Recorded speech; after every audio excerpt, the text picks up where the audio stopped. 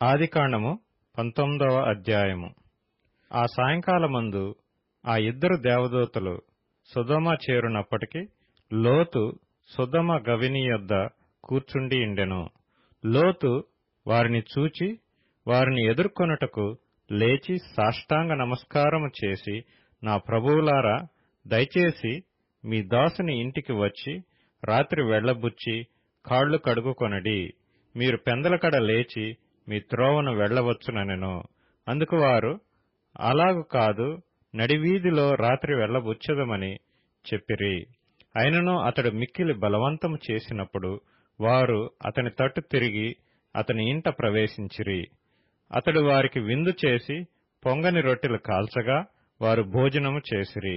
వారు పండుకొనక ముందు ఆ పట్టణస్థులు, అనగా సొదొమ మనుష్యులు, బాలురును వృద్ధులును ప్రజలందరూ నలుదిక్కుల నుండి కూడివచ్చి ఆ ఇల్లు చుట్టవేసి లోతును పిలిచి, ఈ రాత్రి నీ యొద్దకు వచ్చిన మనుష్యులు ఎక్కడా?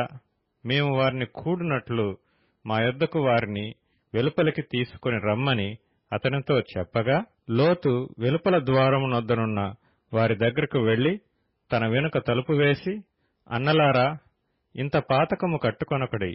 ఇదిగో, పురుషుని కోడని ఇద్దరు కుమార్తెలు నాకున్నారు. సెలవైతే వారిని మీ యొద్దకు వెలుపలికి తీసుకుని వచ్చెదను. వారిని మీ మనస్సు వచ్చినట్లు చేయుడి. ఈ మనుష్యులు నా ఇంటి నీడకు వచ్చియున్నారు కనుక వారిని మీరేమీ చేయకూడదని చెప్పినప్పుడు వారు, నీవు అవతలకు పొమ్మన్రి. మరియు వారు, వీడెవడో మనలోనికి పరదేశిగా వచ్చి తీర్పరిగా నుండ చూచుచున్నాడు. కాగా వారికంటే నీకు ఎక్కువ కీడు చేసేదమని చెప్పి లోతు అను ఆ మనుష్యుని మీద దొమ్మిగా పడి తలుపు పగలగొట్టుటకు సమీపించిరి. అయితే ఆ మనుష్యులు తమ చేతులు చాపి లోతును ఇంటి లోపలికి తమ యొద్దకు తీసుకుని తలుపు వేసిరి. అప్పుడు వారు పిన్నలు మొదలుకొని పెద్దల వరకు ఆ ఇంటి ద్వారము దగ్గరనున్న వారికి కనుమబ్బు కలుగుచేయగా వారు ద్వారము కనుగొనలేక విసికిరి. అప్పుడు ఆ మనుష్యులు లోతుతో, ఇక్కడ నీకు మరి ఎవరున్నారు? నీ అల్లుని, నీ కుమారులను, నీ కుమార్తెలను, ఈ ఊరిలో నీకు కలిగిన వారినందరినీ వెలుపలికి తీసుకుని రమ్ము. మేము ఈ చోటు నాశనము చేయవచ్చితిమి. వారిని గూర్చిన మొర యెహోవా సన్నిధిలో గొప్పదాయను గనుక దాని నాశనము చేయుటకు యెహోవా మమ్మను పంపెనని చెప్పగా, లోతు బయటకు వెళ్లి తన కుమార్తెలను పెండ్లాడనైయున్న తన అల్లులతో మాట్లాడి, లెండి, ఈ చోటు విడిచిపెట్టి రండి, యెహోవా ఈ పట్టణమును నాశనము చేయబోచున్నాడని చెప్పెను. అయితే అతడు తన అల్లుళ్ల దృష్టికి ఎగతాళి చేయువాని వలె నుండెను. తెల్లవారినప్పుడు ఆ దూతలు లోతును త్వరపెట్టి, లెమ్ము, ఈ ఊరి దోషశిక్షలో నశించిపోకుండా నీ భార్యను, ఇక్కడనున్న నీ ఇద్దరు కుమార్తెలను తీసుకొని రమ్మని చెప్పిరి. అతడు తడువు చేసెను. అప్పుడు అతని మీద యెహోవా కనికరపడుట వలన ఆ మనుష్యులు అతని చేతిని, అతని భార్య చేతిని, అతని ఇద్దరు కుమార్తెల చేతులను పట్టుకొని వెలుపలికి తీసుకుని వచ్చి ఆ ఊరి బయట నుంచిరి. ఆ దూతలు వారిని వెలుపలికి తీసుకుని వచ్చిన తరువాత ఆయన, నీ ప్రాణమును దక్కించుకున్నట్లు పారిపొమ్ము, నీవు వెనుక చూడకుము, ఈ మైదానములో ఎక్కడనూ నిలువక నీవు నశించిపోకుండా ఆ పర్వతమునకు పారిపొమ్మని చెప్పగా, లోతు, ప్రభువా, అలాగు కాదు, ఇదిగో నీ కటాక్షము నీ దాసుని మీద వచ్చినది. నా ప్రాణము రక్షించుట వలన నీవు నా ఎడల కనపరిచిన నీ కృపను ఘనపరిచితివి. నేను ఆ పర్వతమునకు తప్పించుకొని పోలేను. ఈ కీడు నాకు సంభవించి చచ్చిపోవుదనేమో. ఇదిగో, పారిపోవుటకు ఈ ఊరు సమీపములో ఉన్నది. అది చిన్నది. నన్నక్కడికి తప్పించుకొని పోనిమ్ము. అది చిన్నది కదా, నేను బ్రతుకుదునని చెప్పినప్పుడు ఆయన, ఇదిగో, నీవు చెప్పిన ఈ ఊరు నాశనము చేయను. ఈ విషయంలో నీ మనవి అంగీకరించితిని. నీవు త్వరపడి అక్కడికి తప్పించుకొని పొమ్ము. నీవక్కడ చేరు వరకు నేనేమియూ చేయలేననెను. అందుచేత ఆ ఊరికి సోయరు అను పేరు పెట్టబడెను. లోతు సోయరుకు వచ్చినప్పుడు ఆ దేశమున సూర్యుడు ఉదయించెను. అప్పుడు యెహోవా సొదొమ మీదను గొమొర్రా మీదను యెహోవా యొద్ద నుండి గంధకమును అగ్నిని ఆకాశము నుండి కురిపించి ఆ పట్టణములను ఆ మైదానమంతటిని ఆ పట్టణములలో నివసించిన వారినందరినీ నేల మొలకలను నాశనము చేసెను. అయితే లోతు భార్య అతని వెనుక నుండి తిరిగి చూచి ఉప్పు స్తంభమాయెను. తెల్లవారినప్పుడు అబ్రాహాము లేచి తాను యెహోవా సన్నిధిని నిలిచిన చోటికి వచ్చి సొదొమ గొమొర్రాల తట్టును ఆ మైదానపు ప్రదేశము యావత్తును చూడగా అదిగో ఆ ప్రదేశపు పొగ ఆవము పొగవలె లేచుచుండెను. దేవుడు ఆ మైదానపు పట్టణములను పాడుచేసినప్పుడు దేవుడు అబ్రాహామును జ్ఞాపకం చేసుకుని లోతు కాపురమున్న పట్టణములను నాశనము చేసినప్పుడు ఆ నాశనము మధ్యన లోతు నశించకుండా అతన్ని తప్పించెను. లోతు సోయరులో నివసించుటకు భయపడి తన 2 కుమార్తెలతో కూడా సోయరు నుండి పోయి ఆ పర్వతమందు నివసించెను. అతడును అతని 2 కుమార్తెలను ఒక గుహలో నివసించిరి. అట్లుండగా అక్క తన చెల్లెలతో, మన తండ్రి ముసలివాడు, సర్వలోక మర్యాద చొప్పున మనతో పోవుటకు లోకములో ఏ పురుషుడునూ లేడు. మన తండ్రికి ద్రాక్షారసము త్రాగించి అతనితో శయనించి మన తండ్రి వలన సంతానము కలుగజేసుకొందము రమ్మని చెప్పెను. ఆ రాత్రి వారు తమ తండ్రికి ద్రాక్షారసము త్రాగించి తరువాత అతని పెద్ద కుమార్తె లోపలికి వెళ్లి తన తండ్రితో శయనించెను. కాని ఆమె ఎప్పుడు శయనించెనో ఎప్పుడు లేచిపోయినో అతనికి తెలియలేదు. మరునాడు అక్క తన చెల్లెలిని చూచి, నిన్నటి రాత్రి నా తండ్రితో నేను శయనించితిని, ఈ రాత్రి అతనికి ద్రాక్షారసము త్రాగించిన తరువాత నీవు లోపలికి వెళ్లి అతనితో శయనించుము, అలాగున మన తండ్రి వలన సంతానము కలుగు చేసుకొందమని చెప్పెను. ఆ రాత్రియు వారు తమ తండ్రికి ద్రాక్షారసము త్రాగించిరి. అప్పుడు ఆ చిన్నది లేచి అతనితో శయనించెను. ఆమె ఎప్పుడు శయనించెనో ఎప్పుడు లేచిపోయినో అతనికి తెలియలేదు. అలాగున లోతు యొక్క 2 కుమార్తెలు తమ తండ్రి వలన గర్భవతులైరి. వారిలో పెద్దది కుమారుని కని వానికి మోయాబు అను పేరు పెట్టెను.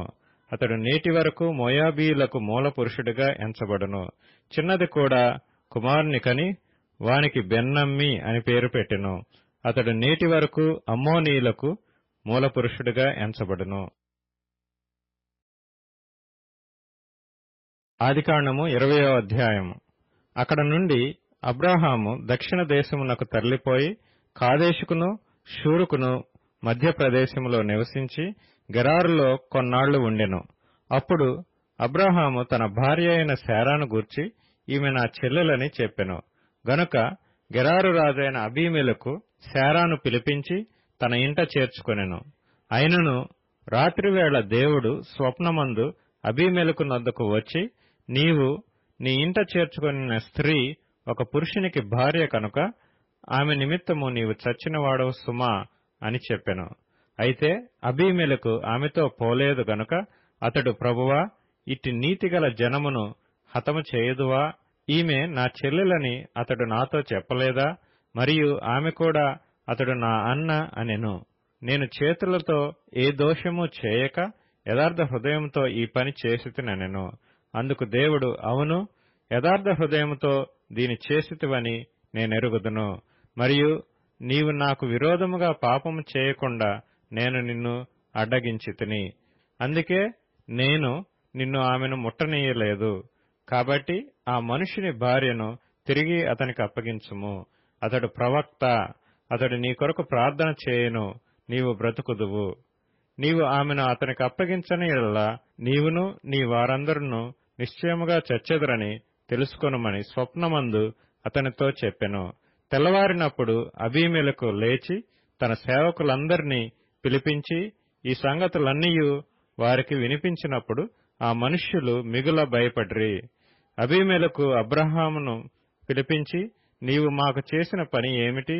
నీవు నా మీదికిని నా రాజ్యం మీదికిని మహాపాతకము తెప్పించున్నట్లు నేను నీ ఎడల చేసిన పాపమేమిటి? చేయరాని కార్యములు నాకు చేసితివని అతనితో చెప్పెను. మరియు అబీమెలెకు, నీవేమి చూచి ఈ కార్యము చేసితివని అబ్రాహామును అడగగా, అబ్రాహాము, ఈ స్థలమందు దేవుని భయము ఏమాత్రమును లేదు. గనుక నా భార్య నిమిత్తము నన్ను చంపుదురనుకొని చేసితిని. అంతేకాక ఆమె నా చెల్లెలను మాట నిజమే. ఆమె నా తండ్రి కుమార్తె గాని నా తల్లి కుమార్తె కాదు. ఆమె నాకు భార్య అయినది. దేవుడు నన్ను నా తండ్రి ఇల్లు విడిచి దేశాంతరం పోవునట్లు చేసినప్పుడు నేను ఆమెను చూచి, మనము పోవు ప్రతి స్థలమందు ఇతడు నా సహోదరుడని నన్ను గూర్చి చెప్పుము. నీవు నాకు చేయవలసిన ఉపకారమిదే అని చెప్పితినెను. అబీమెలెకు గొర్రెలను గొడ్లను దాసదాసీజనులను రప్పించి అబ్రహాముకిచ్చి అతని భార్య అయిన శారాను అతనికి తిరిగి అప్పగించెను. అప్పుడు అబీమెలెకు, ఇదిగో నా దేశము నీ ఎదుటనున్నది, నీకిష్టమైన స్థలమందు కాపురముండుమనెను. మరియు అతడు శారాతో, ఇదిగో నీ అన్నకు నేను 1000 రూపాయలు ఇచ్చియున్నాను.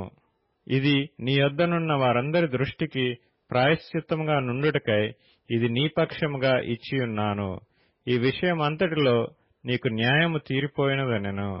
అబ్రహాము దేవుని ప్రార్థించగా దేవుడు అబీమెలెకును అతని భార్యను అతని దాసీలను బాగుచేసెను. వారు పిల్లలు కనిరి. ఏలయనగా అబ్రహాము భార్య అయిన శారాను బట్టి దేవుడు అబీమెలెకు ఇంటిలో ప్రతి గర్భమును మూసియుండెను. ఆదికాండము 21వ అధ్యాయము. యెహోవా తాను చెప్పిన ప్రకారము శారాను దర్శించెను. యెహోవా తానిచ్చిన మాట చొప్పున శారాను గూర్చి చేసెను. ఎట్లనగా దేవుడు అబ్రహాముతో చెప్పిన నిర్ణయ కాలములో శారా గర్భవతి అయి అతని ముసలితనమునందు అతనికి కుమారుని కనెను. అప్పుడు అబ్రహాము తనకు పుట్టినవాడును తనకు శారా కనినవాడునైన తన కుమారునికి ఇస్సాకు అని పేరు పెట్టెను.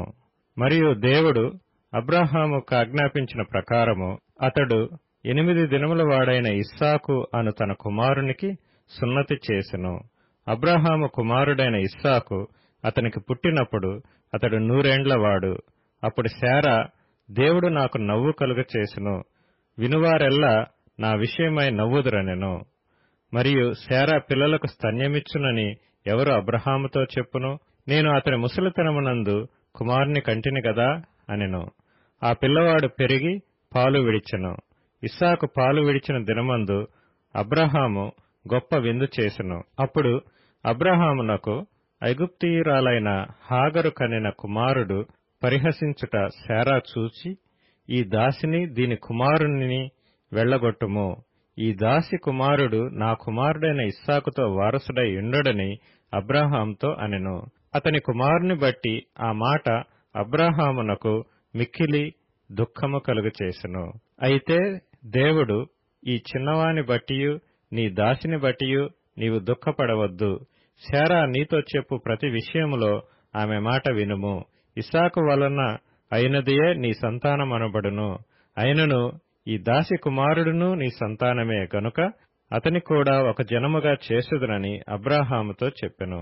కాబట్టి తెల్లవారినప్పుడు అబ్రహాము లేచి ఆహారమును నీళ్ల తిత్తిని తీసుకొని ఆ పిల్లవానితో కూడా హాగరునకు అప్పగించి ఆమె భుజం మీద వాటిని పెట్టి ఆమెను పంపివేసెను.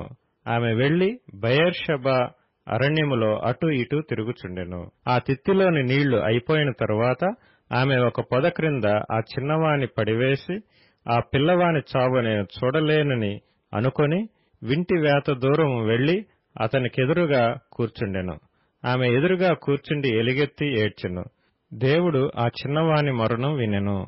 అప్పుడు దేవుని దూత ఆకాశము నుండి హాగరును పిలిచి, హాగరు, నీకేమి వచ్చినది? భయపడకుము. ఆ చిన్నవాడున్న చోట దేవుడు వాని స్వరము వినియున్నాడు. నీవు లేచి ఆ చిన్నవాణ్ణి లేవనెత్తి నీ చేత పట్టుకొనుము. వానిని గొప్ప జనముగా చేసెదనని ఆమెతో అనెను. మరియు దేవుడు ఆమె కన్నులు తెరచినందున ఆమె నీళ్ల ఊట చూచి వెళ్లి ఆ తిత్తిని నీళ్లతో నింపి చిన్నవానికి త్రాగనిచ్చెను. దేవుడు ఆ చిన్నవానికి తోడైయుండెను. అతడు పెరిగి పెద్దవాడై ఆ అరణ్యములో కాపురముండి విలుకాడాయెను. అతడు పారాను అరణ్యములో నున్నప్పుడు అతని తల్లి ఐగుప్తు దేశములో నుండి ఒక స్త్రీని తెచ్చి అతనికి పెండ్లి చేసెను. ఆ కాలమందు అబీమెలెకును అతని సేనాధిపతి అయిన ఫీకోలును అబ్రాహాముతో మాట్లాడి, నీవు చేయు పనులన్నిటిలోనూ దేవుడు నీకు తోడైయున్నాడు గనుక నీవు నన్నైనను నా పుత్ర పౌత్రాదులనైనను వంచింపక, నేను నీకు చేసిన ఉపకారము చొప్పున నాకును నీవు పరదేశివైయున్న ఈ దేశమునకును చేసెదనని దేవుని పేరట ఇక్కడ నాతో ప్రమాణము చేయమని చెప్పెను. అందుకు అబ్రాహాము ప్రమాణం చేసెదనెను. అబీమెలెకు దాసులు బలాత్కారముగా తీసుకొనిన నీళ్లబావి విషయమై అబ్రాహాము అబీమెలెకును ఆక్షేపింపగా, అబీమెలెకు, ఈ పని ఎవరు చేసిరో నేనెరుగను, నీవును నాతో చెప్పలేదు, నేను నేడే గాని ఈ సంగతి వినలేదని చెప్పగా, అబ్రాహాము గొర్రెలను గొడ్లను తెప్పించి అబీమెలెకుకిచ్చెను. వారిద్దరూ ఇట్లు ఒక నిబంధన చేసుకొనిరి. తరువాత అబ్రాహాము తన గొర్రెల మందలో నుండి 7 పెంటి పిల్లలను వేరుగా నుంచెను గనుక అబీమెలెకు అబ్రాహాముతో, నీవు వేరుగా ఉంచిన ఈ 7 గొర్రెపిల్లలు ఎందుకని అడిగెను. అందుకతడు, నేనే ఈ బావిని త్రవ్వించినందుకు నాకు సాక్షార్థముగా ఈ 7 గొర్రెపిల్లలను నీవు నా చేత పుచ్చుకొనవలనని చెప్పెను. అక్కడ వారిద్దరూ అట్లు ప్రమాణం చేసుకున్నందున ఆ చోటు బెయేర్షెబా అనబడెను. బెయేర్షెబాలో వారు అలాగు ఒక నిబంధన చేసుకున్న తరువాత అబీమెలెకు లేచి తన సేనాధిపతి అయిన ఫీకోలుతో ఫిలిష్తీయుల దేశమునకు తిరిగి వెళ్ళెను. అబ్రాహాము బెయేర్షెబాలో ఒక పిచుల వృక్షము నాటి అక్కడ నిత్యుడైన యెహోవా పేరట ప్రార్థన చేసెను. అబ్రాహాము ఫిలిష్తీయుల దేశంలో అనేక దినములు పరదేశిగా నుండెను. కీర్తనల గ్రంథము నుండి 5వ కీర్తన. యెహోవా, నా మాటలు చెవిని బెట్టుము, నా ధ్యానం మీద లక్ష్యముంచుము. నా రాజా, నా దేవా, నా ఆర్తధ్వని ఆలకించుము. నిన్నే ప్రార్థించుచున్నాను. యెహోవా, ఉదయమున నా కంఠస్వరము నీకు వినబడును. ఉదయమున నా ప్రార్థన నీ సన్నిధిని సిద్ధము చేసి కాచియుందును. నీవు దుష్టత్వమును చూచి ఆనందించు దేవుడవు కావు. చెడుతనమునకు నీ యొద్ద చోటు లేదు. డాంబికులు నీ సన్నిధిని నిలవలేరు. పాపము చేయు వారందరూ నీ కసహ్యులు. అబద్ధమాడు వారిని నీవు నశింపజేయుదువు. కపటము చూపి నరహత్య జరిగించువారు యెహోవాకు అసహ్యులు. నేనైతే నీ కృపాతిశయమును బట్టి నీ మందిరములో ప్రవేశించెదను. నీ ఎడల భయభక్తులు కలిగి నీ పరిశుద్ధాలయము దిక్కు చూచి నమస్కరించెదను. యెహోవా, నా కొరకు పంచియున్న వారిని బట్టి నీ నిత్యానుసారముగా నన్ను నడిపింపుము. నీ మార్గమును నాకు స్పష్టముగా కనపరచుము. వారి నోట యథార్థత లేదు. వారి అంతరంగము నాశనకరమైన గుంట.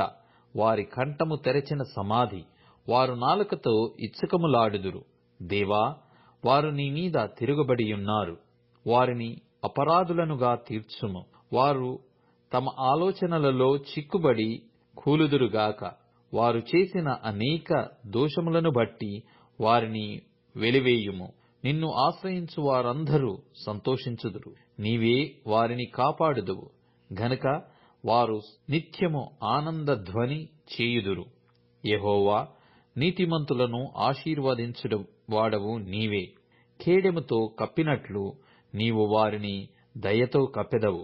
కావున నీ నామమును ప్రేమించువారు నిన్ను గూర్చి ఉల్లసింతురు. మత్తయి సువార్త 7వ అధ్యాయం.